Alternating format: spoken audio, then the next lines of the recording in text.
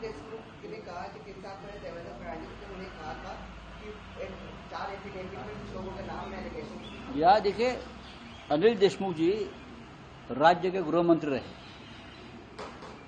बहुत पुराने पॉलिटिशियन है महाराष्ट्र से और बहुत प्रतिष्ठित पॉलिटिशियन है, लेकिन एक षड्यंत्र का हिस्सा बनाकर अनिल देशमुख को जेल में भेजा गया और जेल में भेजने से पहले उनके ऊपर दबाव आया था कि जो हम बोलेंगे वो करो।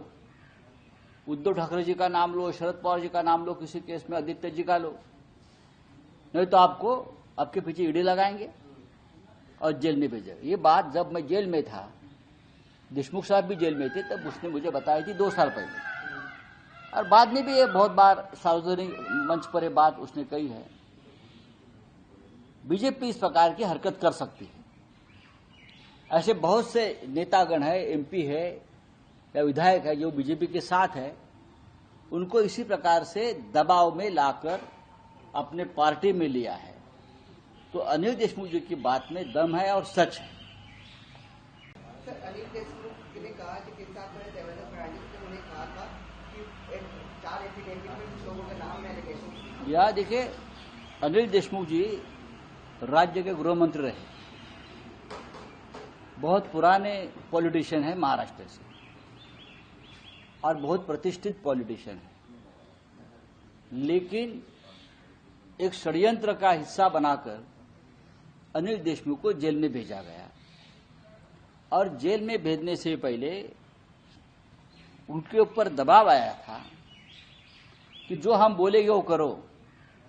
उद्धव ठाकरे जी का नाम लो, शरद पवार जी का नाम लो, किसी केस में आदित्य जी का लो, नहीं तो आपको आपके पीछे ईडी लगाएंगे और जेल में भेजेंगे। ये बात जब मैं जेल में था, देशमुख साहब भी जेल में थे, तब उसने मुझे बताई थी 2 साल पहले, और बाद में भी ये बहुत बार सार्वजनिक मंच पर ये बात उसने कही है।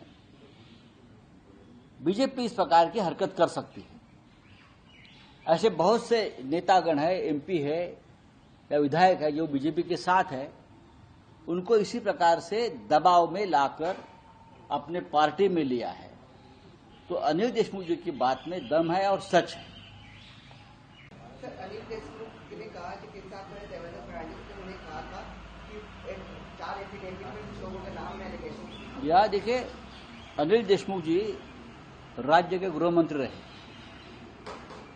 बहुत पुराने पॉलिटिशियन है महाराष्ट्र से और बहुत प्रतिष्ठित पॉलिटिशियन है, लेकिन एक षड्यंत्र का हिस्सा बनाकर अनिल देशमुख को जेल में भेजा गया और जेल में भेजने से पहले उनके ऊपर दबाव आया था कि जो हम बोलेंगे वो करो।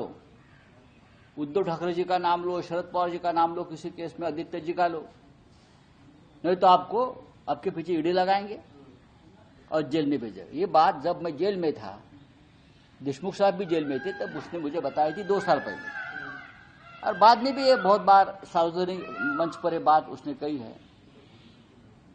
बीजेपी इस प्रकार की हरकत कर सकती है।